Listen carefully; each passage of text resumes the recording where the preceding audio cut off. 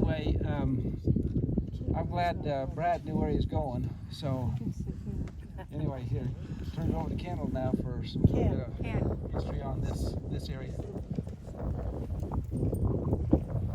Well, we'll talk about Hebron first before we talk about the cemetery. I did print out 5 lists of all the people buried here.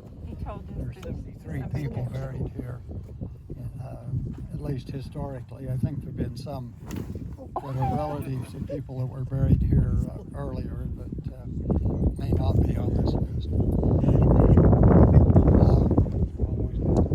St. George was settled in 1861.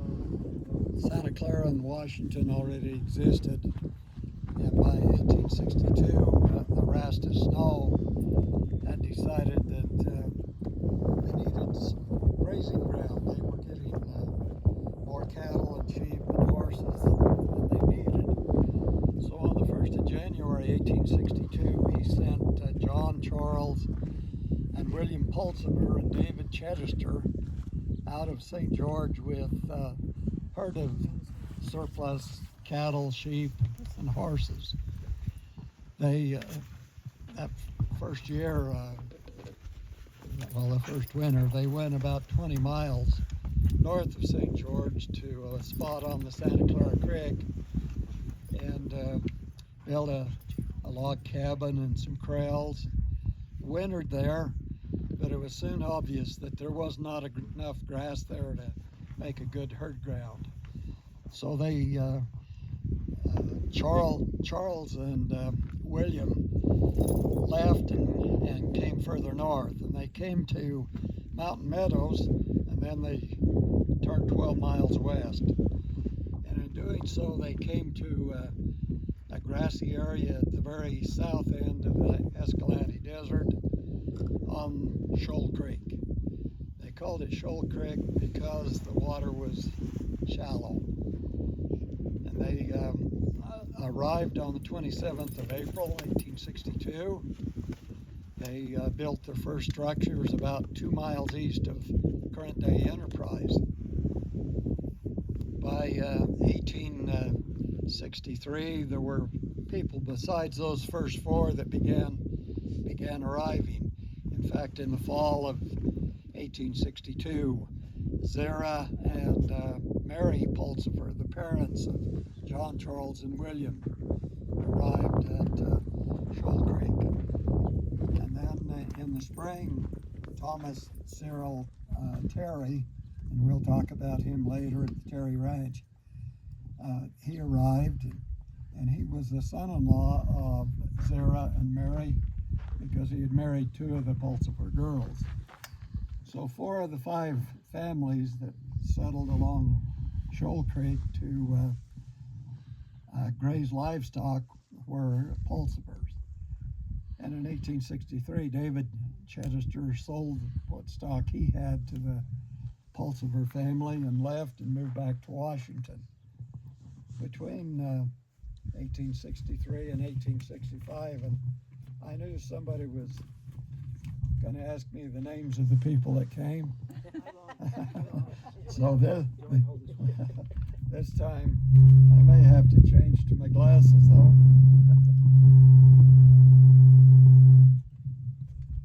But people had heard of the good grazing ground along Shoal Creek, and so first Wilson Lund and his wife Emily and their family moved to Shoal Creek. They had a dairy and a little bit of stock, and then John Perkins and his family, then John Ramsey. John Ramsey was a sheep herder. He moved to Shoal Creek in August of 1863. In the spring of 1864, Brother Froy, and then John Chittister, the brother of David Chittister, moved from Washington to Shoal Creek. Ezra Bullard, Hiram Burgess, and William Cowley herded their livestock to the area on Shoal Creek and settled. The fall of 1864 brought James Russell and his wife, and then in the spring of 1865, Levi H. Calloway and his family moved to Shoal Creek. He came primarily for health reasons. The elevation was about 5,476 feet. And he thought that elevation would be better for his health, so he came. And because these were ranchers and livestock men and dairy men, they scattered all up and down Shoal Creek. Erastus Snow came and visited in June 18th of 1863. Said they ought to choose somebody to be a presiding elder, somebody to keep records. He didn't appoint anybody. That's a little unusual to let the people elect who's going to be their church leaders. But they chose the father of the three Pulsifer boys, Israel Pulsifer, to be the presiding elder, John Pulsifer to be the clerk. And they made a good choice in John Pulsifer. The history of Hebron is very well kept. It's in the archives on microfilm at the Church History Library, and it's listed under Hebron Ward. It wasn't a ward until 1865, but despite that fact, it is listed under Hebron Hebron Ward if you want to look for it. Excuse me.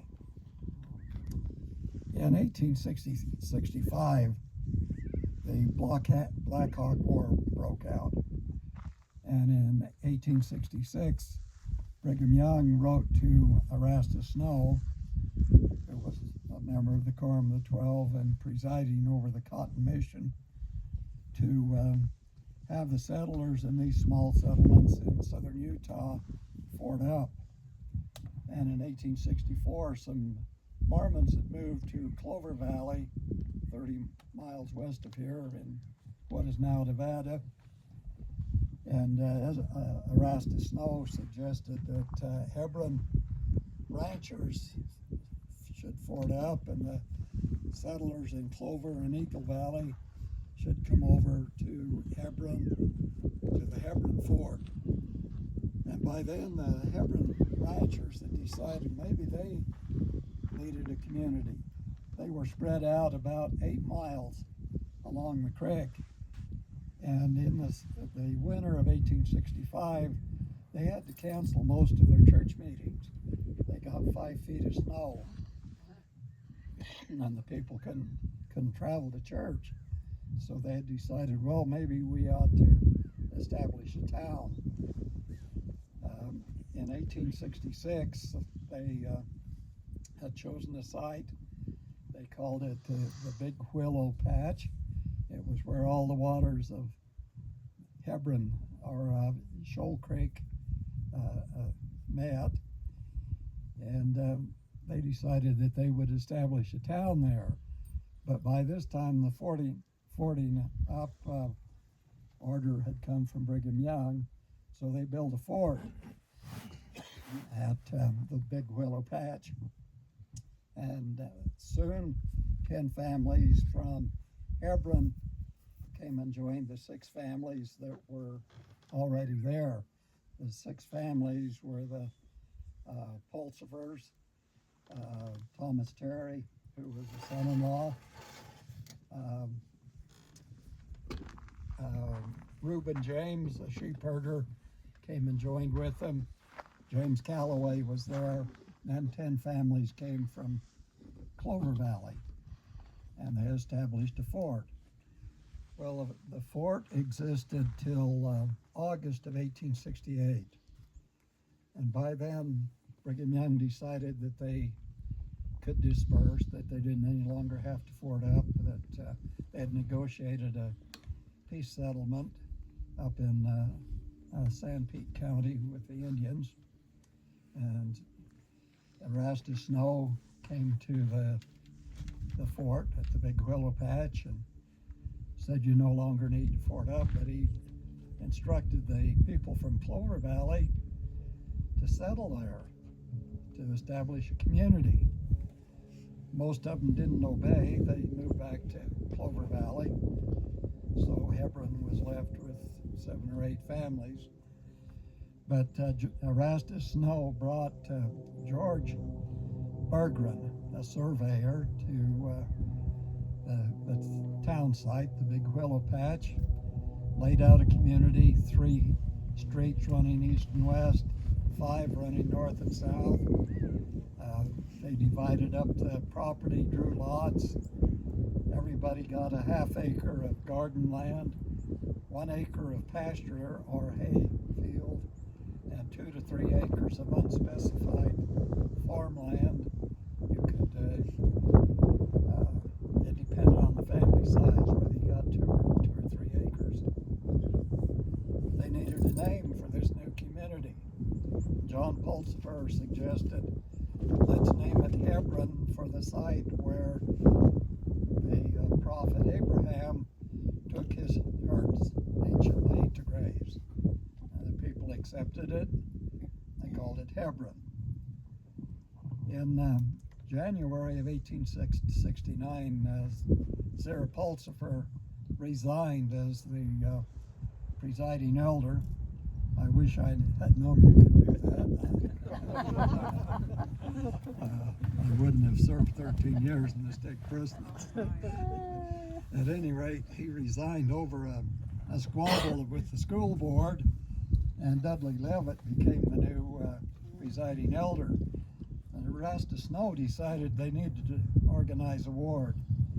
They only had 79 people in Hebron when they decided to organize the ward, but he decided they should bring somebody from the outside. So he brought a 27-year-old man from Washington by the name of George Crosby and appointed him bishop. He remained bishop from 1869. He arrived in December of 1869 at Hebron, built a home. He stayed till his home burned down in 1877, and then he just up and left. So they had to get a new bishop, and the new bishop was Thomas Terry, although he lived 5 miles away from Hebron on the Terry Ranch. And he was the bishop till 1894. In 1894, Bishop Hunt, Grant Hunt, became the new bishop and was the bishop till the town went out of existence. One of the big problems Hebron had was lack of water.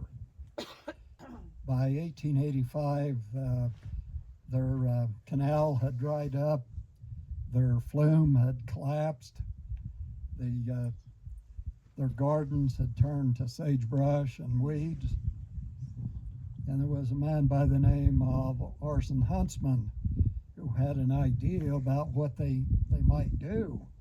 He thought they ought to build a dam at a place that was called Little Pine Valley, dam the waters of Shoal Creek, dig a canal 8 miles long.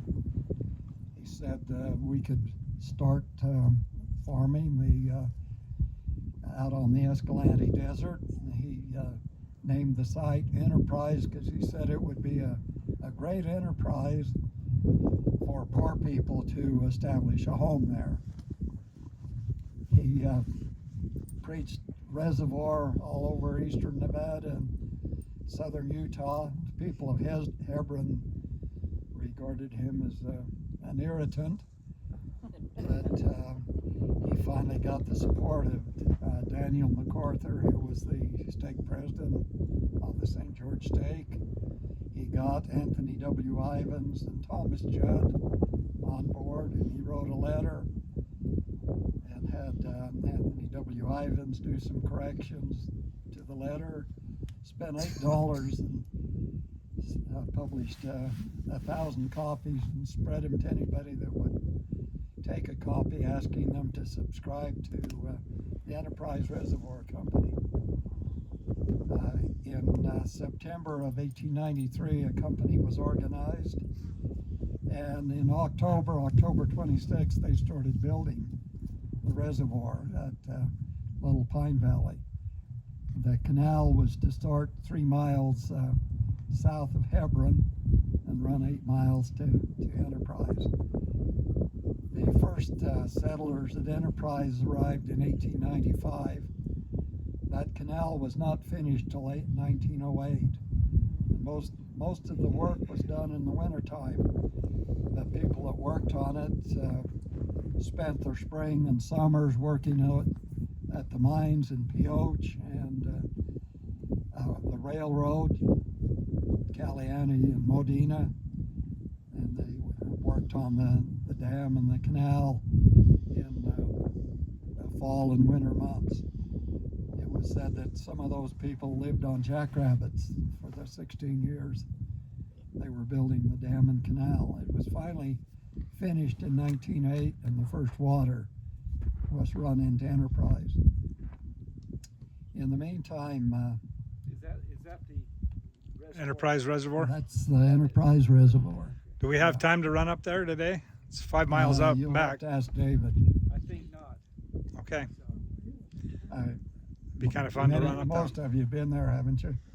I thought everybody in southern Utah had been Is fishing. that the lower one that they built, or was it the upper one? The lower one probably That's the lower first. one. The lower one's got the rock dam. Yeah. That was rock. It was rock faced. It was 20 feet wide on the bottom, 8 feet on the top, 80 feet high. He had Isaac McFarland come and survey it, and he took out 360 acres under the desert entry. He also had Isaac McFarland survey for the canal and for the town site and Enterprise. And his surveys were all positive. So Was McFarland, is that the same one that surveyed the canal in Hurricane? yes, And the Hurricane Canal started in the same year that this dam started in 1893, and it finished in 1904, and they settled in 1906. But McFarland he surveyed the Hurricane Canal. he also surveyed Zion. Dan's great-grandfather. I might be allergic to these juniper trees.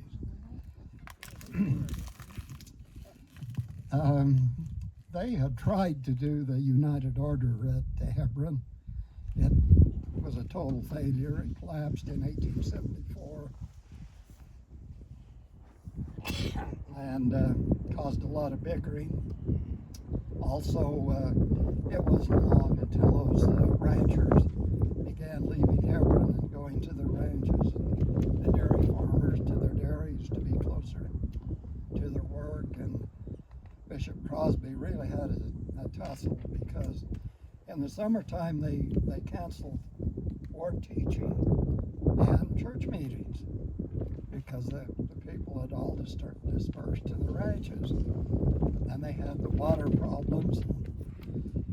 To top it all off, on November 17th, 1902, there was a 6.0 earthquake, and that earthquake damaged the home so badly in Hebron that the St. George Stake Presidency gave permission for them to dissolve the community and leave. When they left, most people took salvaged all they could from the buildings. So there really isn't anything left in Hebron at the town site. Those buildings were all destroyed. And David just passed out. I only ran off 5 copies. Those are the people that are buried here in the Hebron Cemetery, so kind of share it. 2 or 3 things that I'd like you to notice. Number 1, the number of infants that are buried here. It tells you a little bit about how difficult pioneering was. Also, notice the number of youth. You can take a picture of that if you want to take a picture of that. Yeah, you can take a picture and take it with you. And some of you may have relatives that are on those lists. Many of those names, though, of course, are people from Enterprise. but there are 73 names on those 3 pages of the list. And that comes from the Church History Library. My wife and I served 2 years at the Church History Library.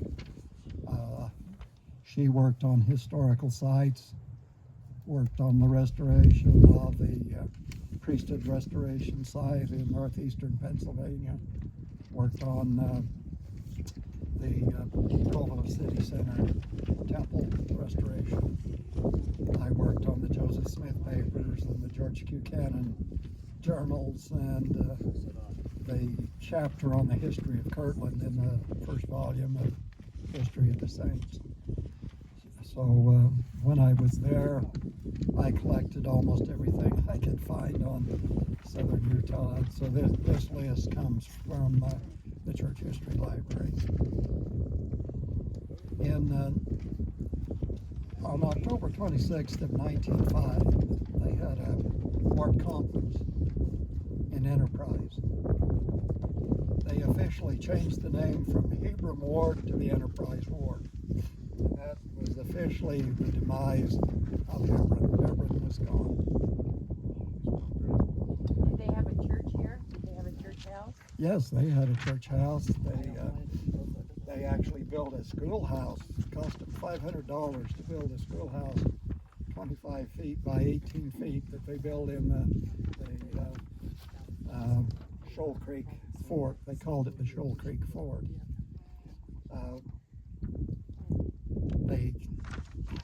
The people that came from Clover Valley, they called them the Clover Valley Brethren, and the people from Shoal Creek, they called the Shoal Creek Brethren.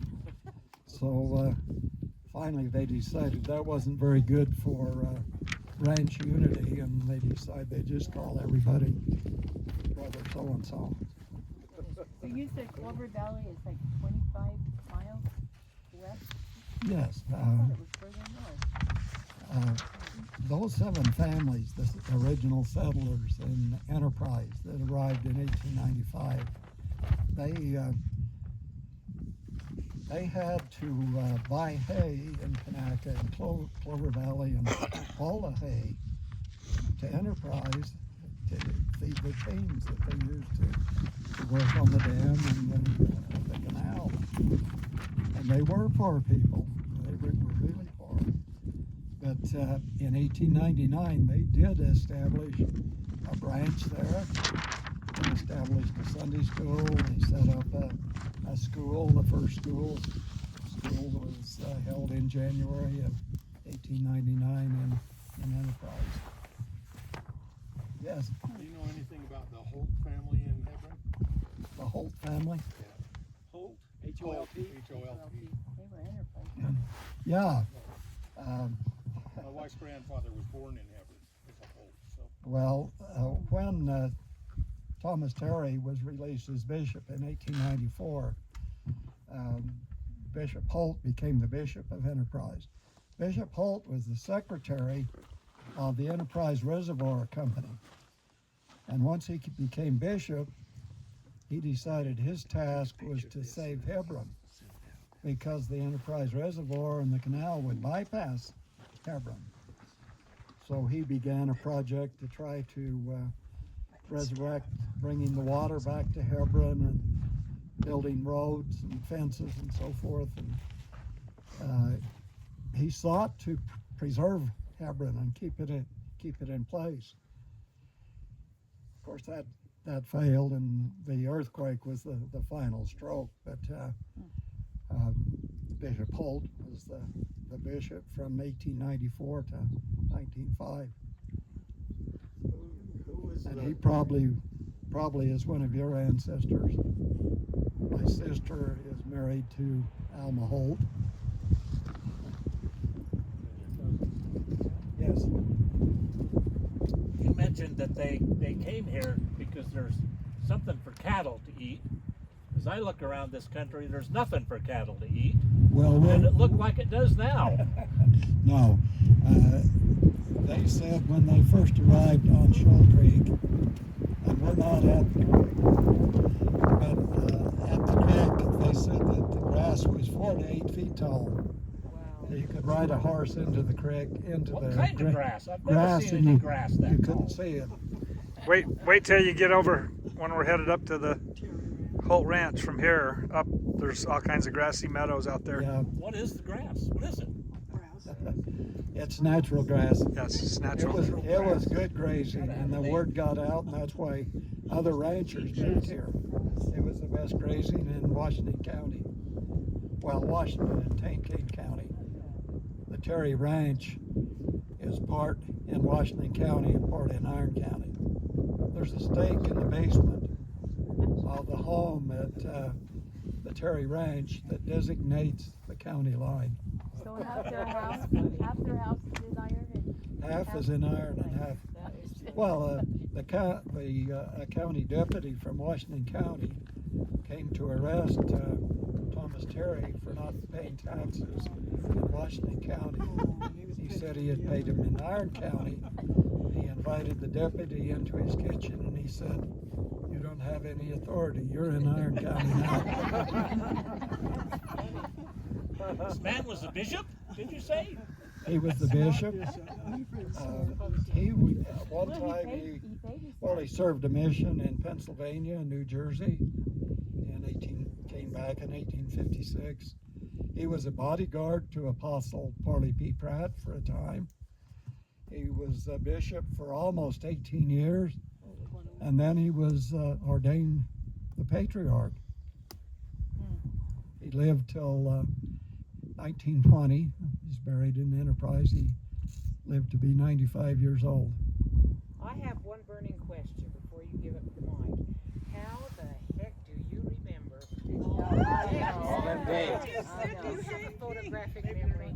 Somebody accused me that of once.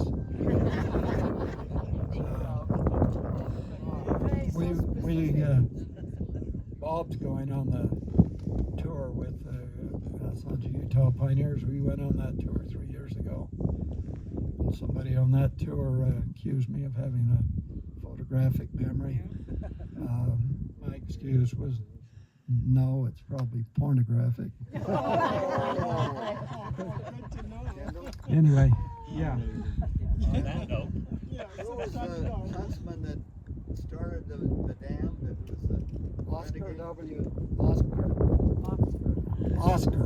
There's W. Huntsman. There's a Huntsman headstone right over here. Yeah.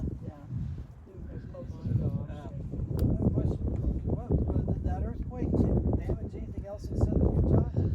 I always heard stories Hebron was kind of a cursed town because the earthquake just hit Hebron and Well, nothing else. There were a lot of people that thought so. When the mines opened at Pioche, it was a big attraction for the people from Hebron. They went there to sell lumber, to sell their dairy products, cheese and butter and so forth. And some went there to work. And they were told not to do that, not to chase after precious metals. So some of the people that left Hebron to go work in the mines in Pioche were disfellowshipped and excommunicated Because of that. because they went to the Against the mines. word of God. Yes. Wow. And then about that time, some of the people in Hebron claimed that they were being possessed by evil spirits. That the devil had possessed them, and they did a lot of casting out of devils and so forth. So yes, in answer to your question, some people thought that Hebron was cursed.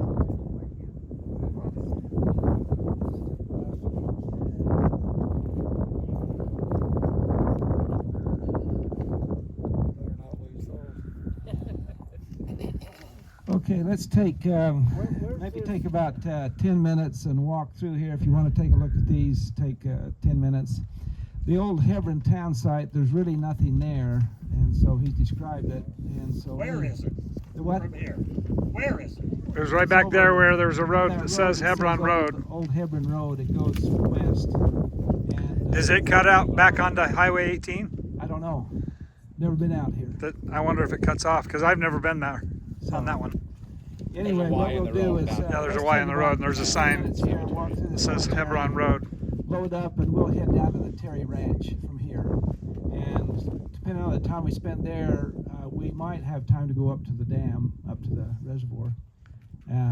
We're scheduled right now to be in Enterprise at 1, so we're doing okay. So anyway, go ahead and wander through the cemetery, and we'll pack up here in about 10 minutes.